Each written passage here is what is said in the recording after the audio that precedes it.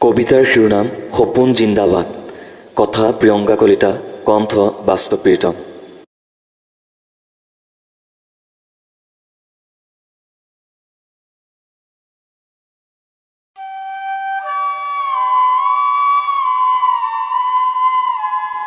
এটা নতুন সপোন তুমি দেখুৱালা, মই দেখিলোঁ। তুমি হহুৱালা, মই হাঁহিলোঁ। কন্দুৱা কোনোদিনেই নাছিলা, মইহে কান্দিছিলোঁ। জানিছিলোঁ সপোন মানে মিথ্যা, আশা মানে যাতনা। তথাপিও নোৱাৰিলোঁ বান্ধিব নতুনকৈ জীয়াই থকাৰ ইচ্ছা। এই যে সপোনটো, ই দুদিনৰ নাছিল। বহু দিনৰ পৰা দূৰে দূৰে চাইছিলোঁ তোমাক। বিচৰা কোনোদিনেই নাছিলোঁ, কি জানিবা আঁতৰি যোৱা।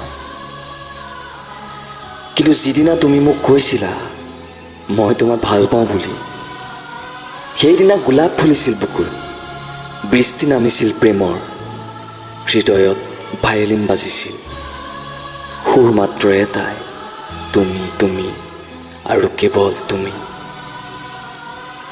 এটা কথা বিশ্বাস হৈ গৈছিল, अगर किसी चीज को दिल से चाहो तो पूरी कायनात उसे तुमसे मिलाने की कोशिश में लग जाती है।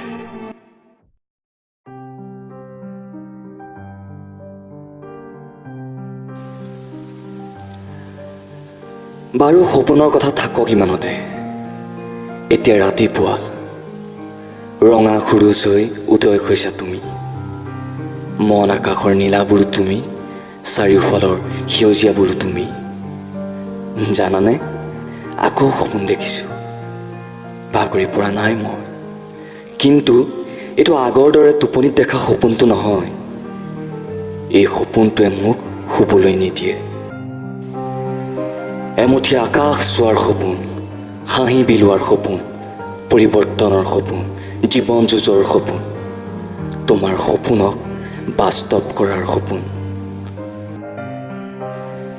তুমি মানেই আশা, আশা মানেই সপোন, সপোন মানেই হাঁহি, হাঁহি মানেই জীৱন।